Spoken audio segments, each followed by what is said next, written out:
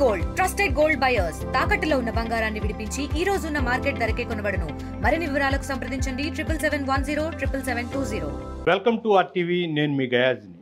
3 దఫాలుగా ఎమ్మెల్సీగా పనిచేసి అదేవిధంగా ఎడ్యుకేషన్ రంగంలో వివిధ సమస్యలపై పోరాటం చేసిన మాజీ ఎమ్మెల్సీ విటపు బాలసుబ్రహ్మణ్యం గారు ప్రస్తుతం మనతో ఉన్నారు. ఆయనతో మాట్లాడడం. సార్ నమస్తే.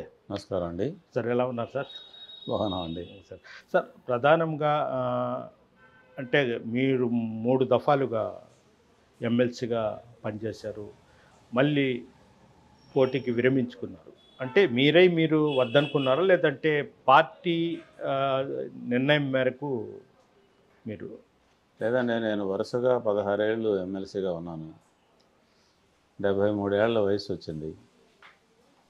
మేము పనిచేసే రంగంలో శాసన మండలి సభ్యుడిగా ఉండడం అనేది చాలా శ్రమకూర్చి చేయాల్సినటువంటి పని. విపరీతంగా తిరగాలి, చాలా సమస్యలని అడ్రస్ చేయాలి,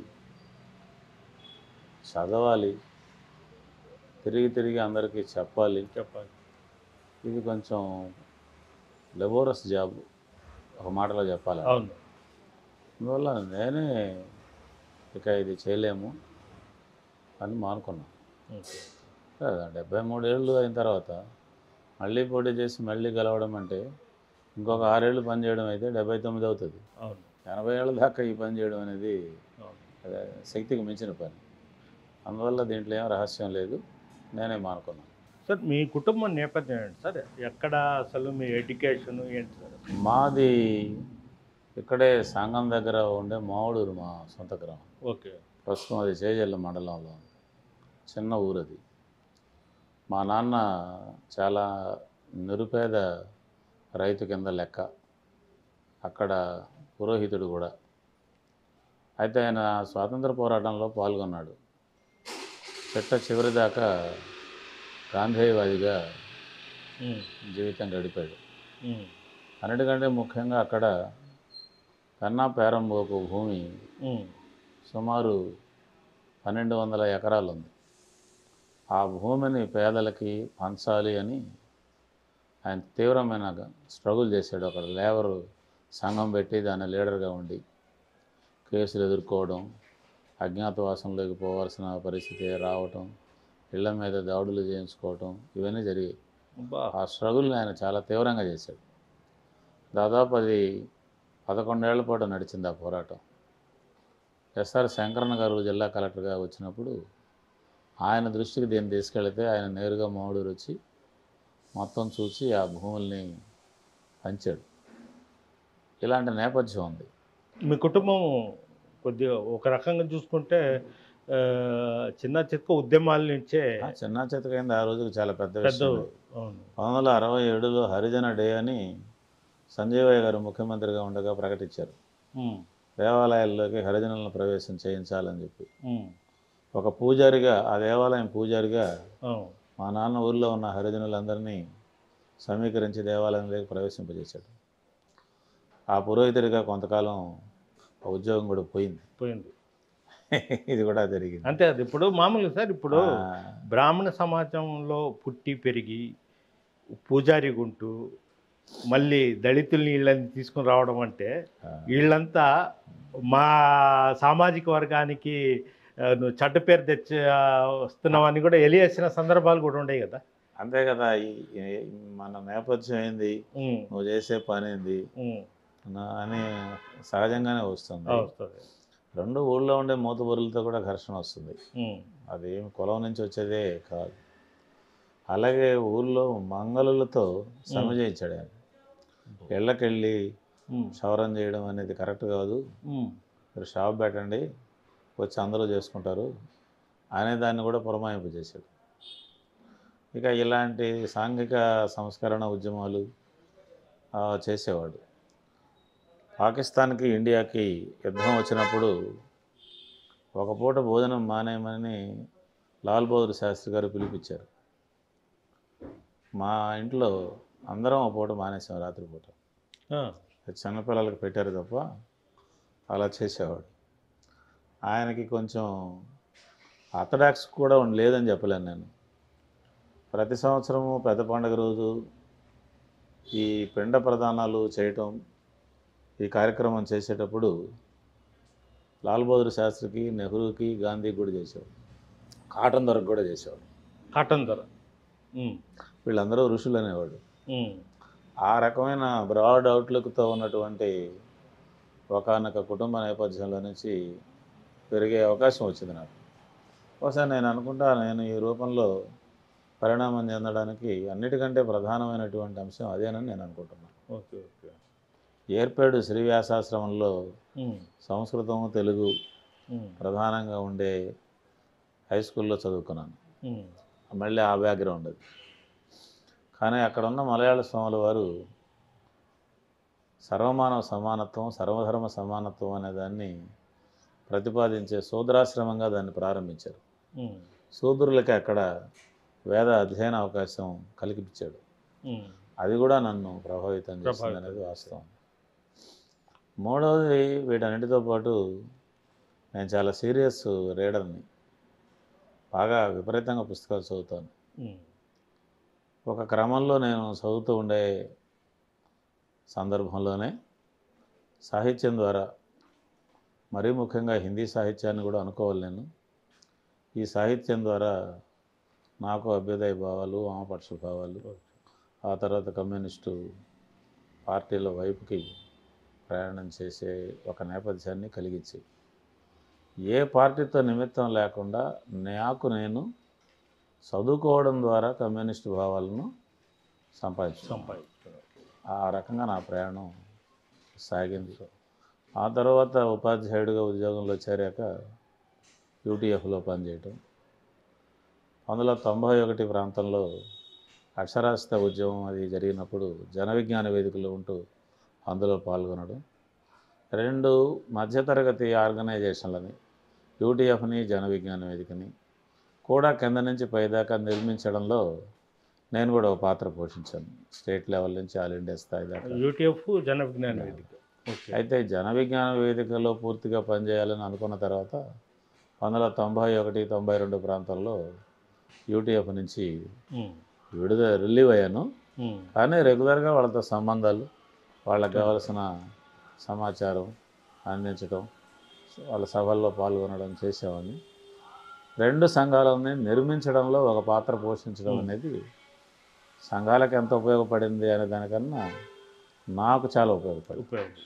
అది నా నేపథ్యం. సార్, ఇప్పుడు వరుసగా యూటీఎఫ్ టీచర్స్ ఎమ్మెల్సీగా మీరు గెలుస్తూ వచ్చారు. అయితే మొన్న బాపిరెడ్డి నిలబడ్డారు మీరు కాకుండా. ఎందుకు ఓటమి చెందాల్సి వచ్చింది? ఏమైనా లోపాలు ఉన్నాయా, లేదంటే వ్యక్తిని చూసి అప్పుడు ఓట్లు వేసేవారు? ఒకటి మనం అర్థం చేసుకోవాల్సింది, సుందరయ్య గారి కాలం, సుందరయ్య గారు అలా ఉన్నారు, ఆ తర్వాత లేరు అని అంటే సమాజంలో వచ్చిన మార్పులను అన్నిటికంటే ముందు భౌతికవాదులంగా పరిగణలోకి తీసుకోవాలి. ఉపాధ్యాయుల ఎలక్షన్లలో రాజకీయ పక్షాలు నేరుగా దిగడం,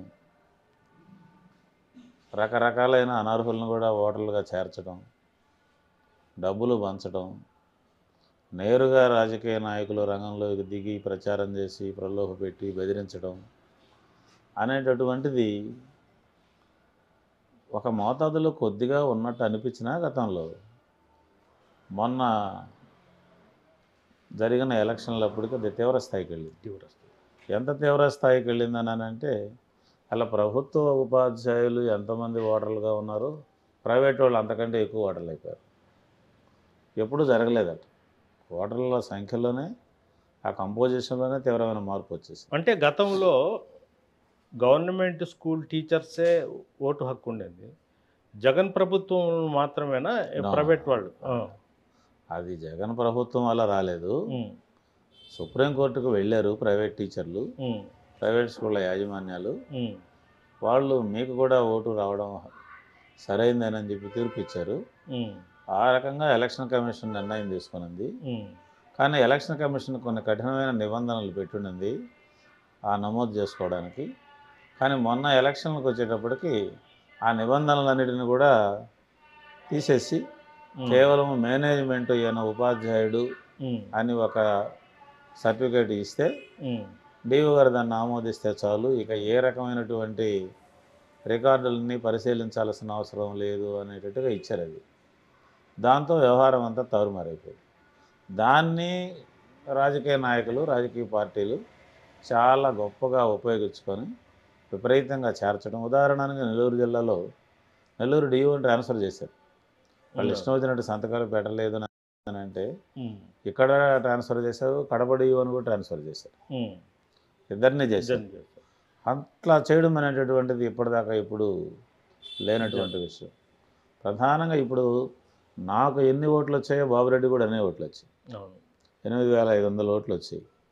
కానీ గెలవకపోవడం నాకంటే కొంచెం ఎక్కువ కూడా వచ్చాయి. మూడోసారి నేను పోటీ చేసినప్పుడు వచ్చిన దానికన్నా బాబురెడ్డి కొంచెం ఎక్కువ వచ్చాయి. అయినా కూడా ఏంటంటే ఓటర్ల సంఖ్య అబ్నార్మల్గా పెరిగిపోవడంతో అవి చాలకుండా ఉండడం, ఆ ప్రైవేటు ఓటర్లతో మాకేమీ సంబంధం లేకపోవడం. మేము ఎంతసేపటికి ప్రభుత్వ ఉపాధ్యాయుల చుట్టూనే తిరిగేవాళ్ళం కాబట్టి వాళ్ళని మేము రీచ్ కావడం మాకు సాధ్యం కాలేదు. మరొకటి ఏంటంటే వల్నరబుల్ సెక్షన్ కూడా, ఏది వాళ్ళని ప్రలోభ పెట్టడం కానీ మేనేజ్ చేయడం కానీ సులభం. వీళ్ళు ఆర్గనైజర్ సెక్టార్ కాదు. ఈ పరిమితులు మాకు గత ఎలక్షన్ నాటికి వచ్చేసినందువల్ల రావడం కాదు, చాలా తీవ్రంగా ఇప్పటి వరకు చరిత్రలో ఎప్పుడూ లేనంత తీవ్రంగా వచ్చాయి. అది దెబ్బతీసింది మమ్మల్ని, మేము తట్టుకోలేకపోయాం. ఇటీవల కాలంలో స్టేట్ మొత్తం కూడా ఇదే ధోరణి. ఇదే ధోరణి. గ్రాడ్యుయేట్లు అలా పెట్టండి, గ్రాడ్యుయేట్ల వైపు నుంచి చూస్తే కూడా మేము గెలిచేవాళ్ళం. ఎలా గెలిచేవాళ్ళం అంటే గ్రాడ్యుయేట్ ఓటర్ల సంఖ్య 1,50,000, 1,80,000, 2 లక్షల లోపల ఉండేటప్పుడు మాకున్న సంఘాలు, మాకున్న సంబంధాలు అనేటివి 70,000, 80,000 ఓట్లు తెచ్చుకోవడానికి సరిపోయినప్పుడు మేమే అందరికంటే ముందర ఉండేవాళ్ళం రాజకీయ పార్టీ కంటే కూడా. ఈ ఓటర్ల సంఖ్య అబ్నార్మల్గా 4 లక్షలకు పెరిగిపోయింది మొన్న జరిగిన ఎలక్షన్లలో కూడా. అంత దూరం పెరిగాక ఎలా పెరిగిందనేది వేరే విషయం. మా వరకు మేము చూస్తే అంత పెద్ద సంఖ్యకి మేము చాలడం లేదు. సింపుల్గా చెప్పుకోవాలనంటే నేను వినమ్రంగా అదే చెప్పుకోవాలి. మిగతా అంశాలన్నీ సెకండరీ అంశాలు, అది ప్రధానమైన అంశం. అంటే ప్రైవేట్ స్కూల్ అంటే ఏ పార్టీ రాష్ట్రంలో అధికారంలో ఉంటే వాళ్ళు ప్రైవేట్ స్కూల్ అనుకోండి, ఆ స్కూల్లో రకరకాలు, ఇప్పుడు నా పేరు కూడా నేను టీచర్గా ఒక సర్టిఫికేటు, అలా ఎక్కువ మందిని చేసుకొని ఓటు వేయించుకొని గెలిచారంటారు. 100కి 100 రూపాయలు. ఎందుకనంటే అసలు అక్కడ పనిచేస్తున్న టీచర్లు వేరు, రిజిస్టర్లో ఉండే టీచర్లు వేరు. క్వాలిఫైడ్ టీచర్లు ఉండాలి అని రూల్ ఉంది. క్వాలిఫైడ్స్ వాళ్ళకి దొరకరు, వాళ్ళ జీతాలకు రారు. అందువల్ల ఎవరినో పెట్టుకుంటారు, పేర్లు ఎవరివో ఉంటాయి. ఇదంతా గందరగోళం. రికార్డు, ప్రభుత్వ రికార్డు డైస్ లాంటిది చూస్తే తప్ప, లేకపోతే ప్రావిడెంట్ ఫండ్ కడుతున్నారా, ఎవరు కడుతున్నారో వాళ్ళు టీచర్లు అయి ఉంటారు, ఇలాంటి లెక్కలేదన్నా చూస్తే తప్ప ఏమి లేకుండా మేనేజర్ నా దగ్గర పనిచేస్తున్నాడు అనే సర్టిఫికేట్ చాలు అని అంటే వాళ్ళు పనిచేసేవాడికి కాకుండా వేరే వాడికి ఇచ్చే అవకాశం కూడా ఎక్కువే. అట్లాగే సాధారణంగా ప్రైవేట్ స్కూళ్ళల్లో ప్రైమరీ స్కూల్ కూడా కలిసి ఉంటుంది. ప్రైమరీ వాళ్ళందరినీ సెకండరీ టీచర్ల కింద లెక్క రాసి పెట్టేశారు. గవర్నమెంట్లో అట్లుండదు. ప్రైవేట్ స్కూల్ వేరు, గవర్నమెంట్లో ప్రైమరీ వేరు, హై స్కూల్ వేరుగా ఉంటుంది. ఇలా చాలా చేయడానికి అవకాశం ఉంది అక్కడ. కొంచెం కఠినంగా ఉంటే పద్ధతిగానన్నా జరుగుతుంది. అది కూడా లేకుండా గేట్లు ఎత్తేసి రాజకీయంగా ఒత్తిడి చేసినప్పుడు వాళ్ళు నిజంగా చెప్పాలనంటే బోగస్ ఓట్లు చాలా ఎక్కువ అయిపోయినాయి. టీచర్ ఎలక్షన్కి అర్థమే లేకుండా పోయింది. వాళ్ళు టీచర్ కానివాడు ఓటేశాడు, అదే మేజర్ ప్రాబ్లం. మేము ప్రైవేట్ టీచర్లకు ఓటుకు వ్యతిరేకం కాదు, న్యాయంగా ఎవరు చదువు చెప్తున్నారో వాళ్ళు ఓటర్లుగా ఉండాలన్నది మా ఇది. ఒకవేళ మేము గెలవకపోయినా కూడా, కానీ అట్ట కూడా జరగడం లేదు, అది మా బాధ. సార్, ఇప్పుడు మీరు జగన్మోహన్ రెడ్డి ప్రభుత్వంలో కూడా ఎమ్మెల్సీగా ఉన్నారు. అయితే జగన్మోహన్ రెడ్డి విద్యా విధానంలో కొత్త మార్పులు తెచ్చాడు, ఇంగ్లీష్ మీడియం ఇదని. అంటే మీరు ఈ ప్రభుత్వం అంటే ఇంగ్లీష్ మీడియం వద్దు అనేది అప్పట్లో ప్రతిపక్షంగా ఉన్నప్పుడు కూడా చంద్రబాబు నాయుడు వాళ్ళు కూడా చెప్పేవాళ్ళు. అంటే జగన్మోహన్ రెడ్డి విద్యా విధానం మీద మీ అభిప్రాయం? జగన్మోహన్ రెడ్డి అధికారంలోకి వచ్చిన తర్వాత ఒక ప్రాధాన్యత రంగంగా విద్యారంగాన్ని చూశాడు. అప్పటికి ఢిల్లీలో ఆమ్ ఆద్మీ పార్టీ విద్యారంగంలో విప్లవాత్మకమైన మార్పులు తేవడం ద్వారా మేము ఎన్నికల్లో నిలబడడానికి అర్హులము, మాకే కదా మీరు ఓటేయాలని పొలిటికల్ అజెండాల నుంచి ఎన్నికల అజెండాల దాకా తెచ్చేసింది ఏది విద్యారంగాన్ని. బహుశా ఏ కారణంతోనైనా సరే ఆయనకి అది పట్టినట్టుంది. కాబట్టి ప్రభుత్వ రంగాన్ని గట్టిగా మార్చితే ఇది రాజకీయంగా కూడా లబ్ధి కలుగుతుంది, సమాజానికి కూడా ఉపయోగపడుతుంది అనే ఒక సదభిప్రాయంతోనే ప్రారంభించాడని నేను అనుకుంటున్నాను. నేనే నెగటివ్ అని అనుకోవడం. ఆ కోణంలో నుంచి చూసినప్పుడు ఆయన దాదాపు నాడు నేడు పథకం కింద స్కూళ్ళని చాలా అందంగా మార్చే ప్రయత్నం చేశాడు. ఎవరికైనా అది కళ్ళ ముందు కనిపిస్తుంది, వ్యాపకమేం లేదు. అది అసలు గేట్లు లేవు, తాళాలు లేవు, బాత్రూమ్ లేదు, మరొకటి లేదు, రూపం తెచ్చే ప్రయత్నం చేశాడు. అనాదిల మాదిరిగా మిగిలిపోయి చాలా అందంగా కూడా వచ్చాయి. రెండవది మధ్యాహ్న భోజనంలో పెద్ద మార్పులు తెచ్చారు. బట్టలు మంచివి ఇచ్చారు. అప్పుడు దాకా కిట్టు ఇచ్చే అలవాటు లేదు, కిట్ ఇచ్చారు. ఈ రూపంలో కొంత చేశారు. ఆ తర్వాత రెండోది ఏం చేశాడనంటే వసతులతో పాటు ప్రాథమిక పాఠశాలల్లో కూడా ఇంగ్లీష్ మీడియాన్ని తెచ్చాడు. కొంచెం ఎమోషనల్గా తెచ్చాడు దాన్ని ఊరకే ఇంగ్లీష్ మీడియము అవసరము అనే దానికన్నా అసలు ఇంగ్లీష్ మీడియంతోనే ప్రపంచంలో ఏ అవకాశాన్నైనా పొందగలుగుతారు పేదలు కూడా, ఏం వీళ్ళకి మాత్రం ఎందుకు ఉండకూడదని ఒక రాజకీయ వ్యవహారం కింద బోధనా విషయాన్ని మార్చేసి. మేమేం చెప్పామన్నానంటే ఇంగ్లీష్ మీడియం వద్దని అసలు ఎప్పుడు చెప్పలేదు. మేము 2 మీడియంలో ఉండాలని చెప్పాం. భారతదేశ వ్యాప్తంగా ఉన్నదంతే. తెలుగు మీడియం కోరేవాడు తెలుగు మీడియం, ఇంగ్లీష్ మీడియం కోరేవాడు ఇంగ్లీష్ మీడియం. శాస్త్రీయంగా చూస్తే ప్రాథమిక విద్య మాతృభాషా మాధ్యమంలోనే ఉండాలి అనేది ఎవరైనా చెప్పే విషయం. ఇది ప్రపంచంలో ఎక్కడైనా జరుగుతున్న విషయం. సరే, ఒక వలస దేశంగా మన దేశంలో ఇంగ్లీషు మోజు, దాని చుట్టూ అనేక సిద్ధాంతాలు, అంతకంటే ఇంకా మించిపోయి సామాజిక సమీకరణలు కూడా దాని చుట్టూ వచ్చేసి అది ఒక ఎక్స్ట్రీమ్. దాన్ని ఆ పక్కన పెట్టి పోనీ ఉన్నంతలో ఏం చేయొచ్చు అని అనుకుంటే పిల్లలు ఆ మీడియం కావాలంటే ఆ మీడియం, ఈ మీడియం కావాలంటే ఈ మీడియం కోరుకోవచ్చు అనేటట్టుగా రాజశేఖర రెడ్డి గారు ఉండేటప్పుడే 2009లో హై స్కూళ్ళల్లో ఇంగ్లీష్ మీడియం ప్రవేశపెట్టాడు. ఆయనే పెట్టాడు 2009లో. అప్పుడు తెలుగు మీడియం ఉంది, ఇంగ్లీష్ మీడియం. అయితే క్రమంగా తెలుగు మీడియం కంటే ఇంగ్లీష్ మీడియంలో పిల్లలు ఎక్కువ మంది చేరడం ప్రారంభించిన మాట వాస్తవం. ప్రైమరీలో ఇంగ్లీష్ మీడియం లేదు. కానీ చంద్రబాబు నాయుడు 2014లో అధికారంకి వచ్చిన తర్వాత ప్రైమరీ స్కూళ్ళల్లో మీరు కావాలంటే ఇంగ్లీష్ మీడియం పెట్టుకోవచ్చు అనే ఒక ఆప్షన్ ఇచ్చాడు. ఆ మేరకు ఇంగ్లీష్ మీడియం ప్రారంభమైంది. కాబట్టి ఇంగ్లీష్ మీడియాన్ని ఒక్క జగన్మోహన్ రెడ్డి తెచ్చాడనేది ఒక అబద్ధం. ఇంగ్లీష్ మీడియం ఆయన రాకముందే ఉంది. ఈయన ఏం చేశాడనంటే తెలుగు మీడియం ఉన్నంతకాలం ఇంగ్లీష్ మీడియంలోకి పిల్లలు రారు, తెలుగు మీడియం రద్దు చేస్తేనే ఇంగ్లీష్ మీడియం పరిడి వెళుతుందని తెలుగు మీడియం రద్దు చేశాడు. రద్దు చేశాడు. ప్రాక్టికల్గా జరిగింది. 2 మీడియంలు కాకుండా ఒక మీడియమే ఉండేటట్టు చేశాడు. ఇంకో మాటలో చెప్పాలంటే నిర్బంధ ఇంగ్లీష్ మీడియాన్ని తెచ్చాడు. ఇది పైకి కనపడుతుంది కానీ బాగానే దళితులు, నిరుపేదలుగా ఉండేవాళ్ళు ఆ ఇంగ్లీష్ని అర్థం చేసుకోవడానికి శక్తి సామర్థ్యాలు, బ్యాకప్, తల్లిదండ్రుల నుంచి సపోర్టు, ట్యూషన్స్ మరొకటి లేనటువంటి వాళ్ళకి ఇది చాలా భారంగా మారుతుంది కూడా, అందులో ఏం సందేహం లేదు. మారిన తర్వాత పిల్లలు డ్రాప్ అవుట్ కావడం కానీ, లేకుంటే ప్రమాణాలు విపరీతంగా పడిపోవడం కానీ ఇవన్నీ జరిగి పెద్ద సంక్షోభం జరిగింది అక్కడ. పిల్లల వైపు నుంచి ఎవరు చూసి వాళ్ళు ఏమైనారు ఈ రకమైన ట్రాన్సిషన్ వల్ల అనేది లేకపోయింది. మరొకటి ఏంటనంటే 8వ తరగతి దాకా తెలుగు మీడియంలో చదువుకున్న పిల్లల్ని ఉన్నటువంటి 9వ తరగతిలో ఇంగ్లీష్ మీడియంలోకి మార్చి పారేశారు నిర్బంధంగా. అది మరింత గందరగోళాన్ని తెచ్చింది. మేము దీన్ని వ్యతిరేకించాం. మేము అంతేగాని ఇంగ్లీష్ మీడియాన్ని మేము అయితే ఫిలసాఫికల్గా మేము ప్రాథమిక విద్య వరకు మాతృభాషా మాధ్యమంలో ఉండాలని మేము చెబుతాం. మేము దాంట్లో ఏమీ రాజీ పడేది లేదు. ఇక్కడ ఈయన తప్పుడు అడిగేశాడు.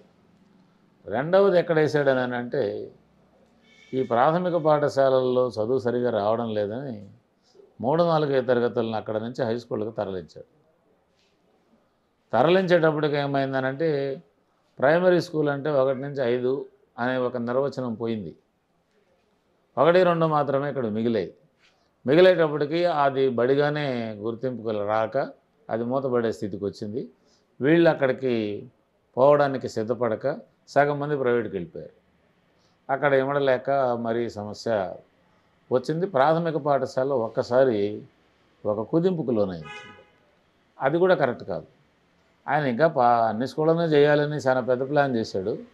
కానీ ఒక 5,000 స్కూళ్ళ లోపు చేసేటప్పటికే గొగ్గోలైపోయింది. ఆయనే ఇది ఒరే దెబ్బతిన్నామని చెప్పి అక్కడికి ఆపేశారు. అది మేజరు సెట్ బ్యాక్. దానికి ఏదో పేరు పెట్టారు, సబ్జెక్ట్ టీచర్లు చెబుతున్నారు. ఇదేం రాంగ్, అది అనవసరంగా దాన్ని చేశారు. అది ఎవరి సలహా వలన కావచ్చు. మూడవది ఏంటనంటే చాలా పాపులర్గా ఉండడం కోసరంగా రకరకాల వాటిని తీసుకొచ్చారు. బైజూస్ని తీసుకురావటము, తర్వాత ట్యాబులు ఇవ్వడము, తర్వాత టోఫెల్ పెట్టడము, చేయడము, ఐబీ తీసుకురావటము, ఇవన్నీ ఏదేదో ఉండకుంటాయి. కానీ పెద్ద పెద్ద సిబిఎస్ఈ స్కూళ్ళల్లో, ఐసిఎస్ఈ స్కూళ్ళల్లో కూడా లేవు ఇవన్నీ. ఇవన్నీ అక్కడ ఏం ప్రాక్టికల్గా అమలు కావు. అది చూడడానికి ఏదో అనిపిస్తుంది తప్ప ఘోరంగా విఫలమైంది. దీంతోపాటు సాల్ట్ అనేటటువంటి ఒక ఒప్పందాన్ని చేసుకున్నాడు ప్రపంచ బ్యాంకు. ఆ బ్యాంకు ఏమని చెప్పిందని అంటే, మీరు టీచర్లను తగ్గించాలా, స్కూళ్ళను తగ్గించాలా, మీ బడ్జెట్ అంతా టీచర్లకే పోతుంది అని ఒక చేసింది, షరతు పెట్టింది. ఇక దానికి లోబడి స్కూళ్ళను టీచర్లని తగ్గించే దాంట్లో కూడా వెళ్ళిపోయారు. ఇది కూడా గందరగోళం దారితీసింది. దీంతో వికటించింది. సహజంగానే మేము వీటిని తీవ్రంగా వ్యతిరేకించాం.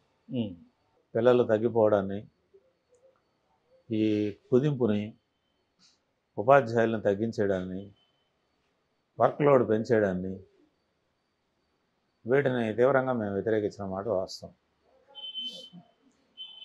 అది పోయి చంద్రబాబు నాయుడు గారు మళ్ళీ వచ్చారు అధికారంలో. నన్ను వాస్తవం చెప్పాలనంటే తెలుగుదేశం ప్రభుత్వానికి ఏమి ప్రభుత్వ రంగంలో చదువు పిల్లలందరూ చదువుకోవాలని అది మొదటి నుంచి లేదు. వాళ్ళ వైఖరి అంతే. కానీ 117 జీవో వీటి వల్ల జగన్ నష్టపోవడం అడ్వాంటేజ్గా వాళ్ళు ఉపయోగించుకున్నారు. మిగతా అన్ని అంశాలతో పాటు దీన్ని కూడా వాడుకున్నారు. అధికారంలోకి వచ్చిన తర్వాత ఇప్పుడు వీళ్ళు చేస్తున్నది ఏంటి? వీళ్ళు కూడా చేస్తున్నది ఒక మోడల్ ప్రైమరీ స్కూల్ పెట్టి 3-4 తరగతులని మళ్ళీ దీంట్లోకి తెస్తామని. కాబట్టి ప్రైమరీ స్కూళ్ళను విడగొట్టడం అనేది మీరు కూడా చేస్తున్న పని. రెండో మీడియం కూడా సమాంతరంగా ఉండాలి అని అన్నాం. సమాంతరంగా మేము ఉంచుదామని ఇప్పటిదాకా చెప్పలే. ఎందుకంటే 2 మీడియంలు ఉంటే పిల్లలకు అవకాశం ఉంటుందనేది మన వైఖరి అయితే, 2 మీడియంలు ఉంటే ఉపాధ్యాయులు ఎక్కువగా ఉంటారనేది వాళ్ళ వైఖరి. కాబట్టి ఆ కోణంలో నుంచి చూసినప్పుడు వాళ్ళు దాన్నేమి చేయలేదు. నాడు నేడు పనులు కొన్ని అర్ధాంతరంగా ఆగిపోయినట్టున ఆపేశారు. కాకుంటే కొంచెం ప్రజాస్వామికంగా మాట్లాడుతున్నారు, వింటున్నారు, వాళ్ళ పని వాళ్ళు చేసుకుపోతున్నారు. ఇలా ఉంది. రేపు స్కూళ్ళు తెరిచేటప్పటికి మాకున్న అంచనా అలా ఆంధ్రప్రదేశ్లో ప్రాథమిక విద్యారంగం తీవ్రమైన సంక్షోభంలో 12,524 స్కూళ్ళు సింగిల్ టీచర్ స్కూల్ ఉన్నాయి. భారతదేశంలో ఏ రాష్ట్రంలోనూ ఈ పరిస్థితి లేదు. ఒక టీచర్ 5 క్లాసులు చెప్పటం అన్ని వేల స్కూళ్ళల్లో. 12,000 అని అంటే 32%, 33% అవుతాయి. ఎక్కడా లేదు. అదే సగం నష్టం తెచ్చింది. ఇప్పుడు వీళ్ళు చేయబోయే ప్రయోగం వల్ల ఈ 12,000 కాస్త 20,000 అవుతాయి. కాబట్టి ఇప్పుడు ఏం తెచ్చినట్టు? మేము మోడల్ ప్రైమరీ స్కూళ్ళని స్వాగతిస్తున్నాం. మోడల్ అని అంటే అర్థం ఏంటంటే ఒక పంచాయతీ ఒక మంచి స్కూల్ ఉండాలి అన్ని హంగులతో. 5 రూములు, ప్రీ ప్రైమరీ, 5 టీచర్లు, ఆట స్థలం, ఇతర సౌకర్యాలు ఉండేటటువంటి. అంటే ఇప్పుడు ప్రాథమిక పాఠశాలలని చిన్నవి, వాటికి ఏం ప్రాణం లేదు. ఈ రోజున్న అవసరాలకు తగినట్టుగా అవి లేవు. తల్లిదండ్రుల ఆకాంక్షలకు తగినట్టుగా లేవు. మంచి స్కూలు అనేటటువంటిది ఆ కాన్సెప్ట్ని మేము స్వాగతిస్తాం. కానీ ప్రతి పంచాయతీకి ఒక స్కూల్ ఉండాలా. ఈ చిన్న స్కూళ్ళు తర్వాత ఏమవుతాయి అని అంటే ఇక్కడ బాగొస్తుంది చదువు అని అంటే దాంట్లోకి వాళ్ళకి వచ్చేస్తారు, వస్తారు రారు, అది వేరే విషయం. ముందు పెట్టాలని మా ఉద్దేశం. వాళ్ళు కూడా అదని ఒప్పుకున్నారు. ఇది మా డిమాండే వాళ్ళ వైపు నుంచి. ముందర అది పెట్టే పని చేయాలి కదా. పెట్టిన తర్వాత కదా వాళ్ళని ఇక్కడ తేవడం తేకపోవడం అనేది మాట్లాడాలా. ఆ పని ఏమి లేకుండా రేపు విద్యా సంవత్సరం పిల్లలందరినీ ఇటు అటు తరలిస్తామని అంటే మళ్ళీ గతంలో ఏం తప్పు జరిగింది ఇప్పుడే జరుగుతుంది. తీవ్రమైన నష్టం వస్తుంది. దానికంటే పెద్ద సంక్షోభం జరుగుతుందని నేను అభిప్రాయపడ్డాను. అందువల్ల సూటిగా నేను చెప్తున్నాను, మీరు మోడల్ ప్రైమరీ స్కూల్ పెట్టండి, అన్ని విధాల అందంగా వాటిని మార్చండి. మీరు చెప్పినట్టు ఢిల్లీలో ఉండే ప్రభుత్వ స్కూళ్ళలాగా మార్చండి. పిల్లలు వాటిలోకి వచ్చేస్తారు. అప్పుడు కావాలంటే ఒక బడి మూత పడితే మూత పడుతుంది తప్ప ముందు మూత వేసి తర్వాత మోడల్ అని అంటే ప్రైవేటుకు పోవడం మినహా ఏం జరగదు. రెండవది అందరు పిల్లలకి 15,000 ఇస్తానన్నాడు, మేలోనే ఇస్తానంటున్నాడు. అది ఏం సందేశం ఇస్తుంది? మేము ఎట్లాగో జోన్లో బళ్ళు మూసే దాంట్లోకి పోతున్నాము, మీ ఎందుకు ఈ గొడవ అంతా, మేలోనే మీకు డబ్బులు ఇచ్చాం, బడికి వెళ్ళండి ఎక్కడో చోట ప్రైవేట్కి అని చెప్పడం కిందనే మారుతుందని నేను అభిప్రాయపడుతున్నాను. సార్ ఇంకోటి అంటే ప్రధానంగా నెల్లూరు జిల్లాలో అంటే కొంతకాలం కిందట అంటే మీరు కూడా జన విజ్ఞాన వేదికలో కీలక పాత్ర పోషించారు. దాన్ని డాక్టర్ విజయ్ కుమార్ చనిపోయినప్పుడు అంటే భార్యాభర్తల మధ్య గొడవలు ఉన్నాయి. అయితే అది హత్య అని తెలుసు కూడా మీరు జక్కా వెంకయ్య గారు వాళ్ళ భార్య ఉషారానికే మద్దతు ఇచ్చారన్న ఆరోపణ అయితే ఉంది. దాన్ని ఏమంటారు? ఇప్పుడు జీవికే విజయ్ కుమార్ అని జీవికే అంటాం. మేము చాలా దగ్గర సన్నిహితులు. ఆ సాక్షరతా ఉద్యమం అది జరిగినప్పుడు మమ్మల్ని ఇద్దరిని కృష్ణార్జునులను కూడా అనేవాళ్ళు. సరే, ఆయన కారణం ఏదైనా మాతో విడిపోయాడు, జన విజ్ఞాన వేదికలో నుంచి వెళ్ళిపోయాడు. వ్యవస్థాపకుడు ఆయనేనా? వ్యవస్థాపకులు అనేది అటెందుకంటే ఆయనకంటే సీనియర్లు బ్రహ్మారెడ్డి, లక్ష్మణరావు, అంతా కలిసి రెడ్డి వీళ్ళందరం, నేను కూడా ఉన్నాను, అందరం ఉన్నాం కదా. ఇప్పుడు మేము పెట్టే ప్రజా సంఘాలకు వ్యవస్థాపకులు అని ఒకరు ఉండరు. ఒక ఐడియాలజీ ఉంటుంది కానీ వ్యవస్థాపకురాలు వ్యక్తులు ఉండవు. జీవికే కూడా మొదటి నుంచి ఉన్నాడు అందులో. ఆ విషయంలో ఎత్తుకుంటే ఏదన్నా అటువంటి మాట అనాలంటే డాక్టర్ శేషారెడ్డి గారిని అనాలి. ఆయన బ్రెయిన్ చేయలేదు. ఇలాంటి సంస్థ అవసరం అనేటటువంటి దాన్ని ముందుకు తీసుకొచ్చి ఇతర రాష్ట్రాల్లో, కేరళ లాంటి రాష్ట్రాల్లో కేఎస్ఎస్పి లాంటి సంస్థలు, ఢిల్లీ సైన్స్ ఫోరము, వీటిని చూసి ఆంధ్రప్రదేశ్లో కూడా ఒక ప్రజా సైన్స్ ఉద్యమం ఉండాలని ఏదైనా ఒక తాత్విక చింతన చేసిన వాళ్ళల్లో మొదటి వాడు ఎవరు అని అంటే ఆ credit goes to doctor Sesha Reddy. ఆయన ఆ తర్వాత వెళ్ళిపోయాడు, ఆసుపత్రి నుంచి కూడా వెళ్ళిపోయాడు. మళ్ళీ విభేదాలు అనేక విషయాల్లో ఉన్నమాట వాస్తవం. అప్పటి నుంచి ఆయనతో మాకేం సంబంధం లేదు. మేము ఆయన దగ్గరికి పోవడం కానీ ఆయన మా దగ్గరికి రావటం కానీ. ఇంకా వాస్తవం చెప్పాలనంటే మొదటిసారి నేను ఎమ్మెల్సీగా పోటీ చేసినప్పుడు నాకు వ్యతిరేకంగా కూడా వాళ్ళు క్యాండిడేట్ని పెట్టారు. మాల్యాద్రిని, అంటే ఇప్పుడు నెల్లూరు మాల్యాద్రి కాదు, చిత్తూరు మాల్యాద్రిని నాకు వ్యతిరేకంగా కూడా పెట్టారు, చేశారు కూడా. అది కూడా జరిగింది. సరే, జరగచ్చు, దాని ఏమో తప్పే ఉంది.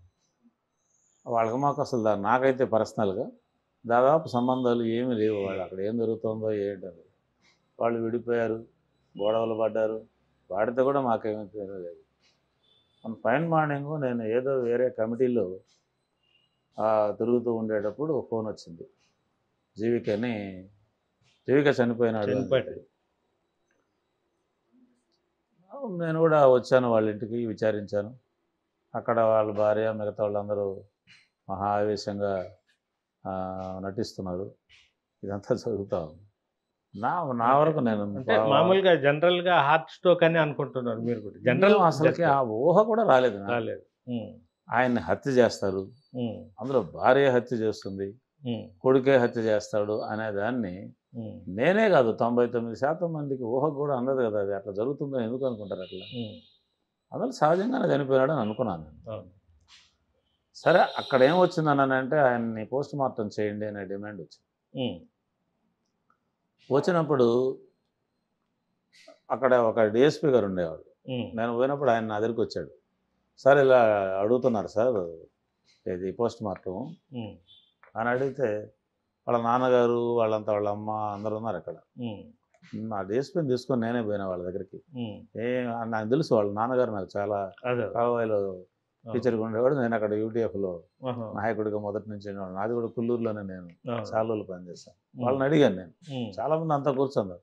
మాకేం అనుమానం లేదండి, ఇదంతా అనవసరం అని వాళ్ళు అన్నారు. నాకేం సంబంధం అది, అందువల్ల మీరు చూసుకోండి అని చెప్పి నేను వచ్చేసాను. నేను ఆ తర్వాత ఎక్కడికి వెళ్ళాను, దహన క్రియలకు కూడా నేను లేను. నేను ఎక్కడికి ఎర్రగుంట థర్మల్ ప్లాంట్ సందర్శన కోసంగా పార్లమెంటరీ కమిటీ, అసెంబ్లీ కమిటీ ఉంటే అందులో వెళ్ళా నేను. వెళ్ళిపోయాను, మధ్యాహ్నం నుంచి వెళ్ళిపోయాను.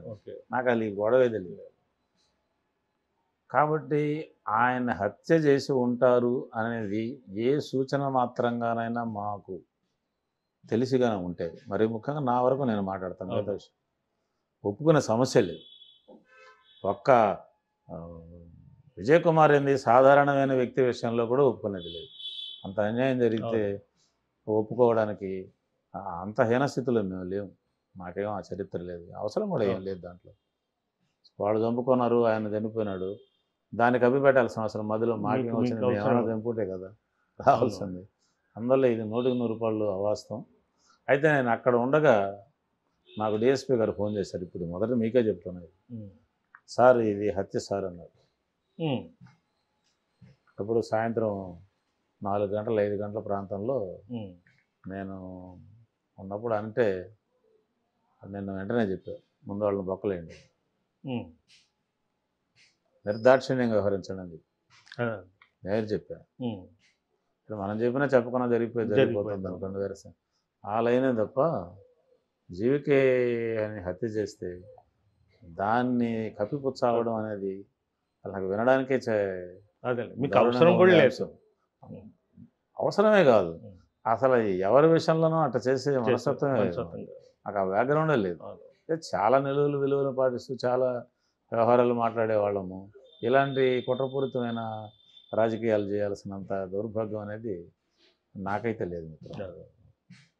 సార్ ఇంకోటి, ఇప్పుడు మామూలుగా మీరు ఎమ్మెల్సీగా ఉన్నప్పుడు ఈ విద్యారంగంలో పలు అంశాల మీద పోరాటం చేశారు. ఇప్పుడు చేయాల్సిన పనులు ఏముంది సార్ చివరిగా? ఇప్పుడు మేము 2007లో చేరినప్పటి నుంచి మొన్నటిదాకా విద్యారంగం మీద, దాంట్లో వస్తున్న మార్పుల మీద చాలా లోతుగా అధ్యయనం చేసి ప్రపంచవ్యాప్తంగా రాష్ట్ర వ్యాప్తంగా ఉన్న అనుభవాలన్నిటినీ క్రోడీకరించి తిరిగి ప్రతిసారి ఒక ప్రత్యామ్నాయమైన విద్యా విధానాన్ని 5 ముఖ్యమంత్రులు వస్తే 5కి ఇచ్చాం, నేనే ఇచ్చా తయారు చేసి.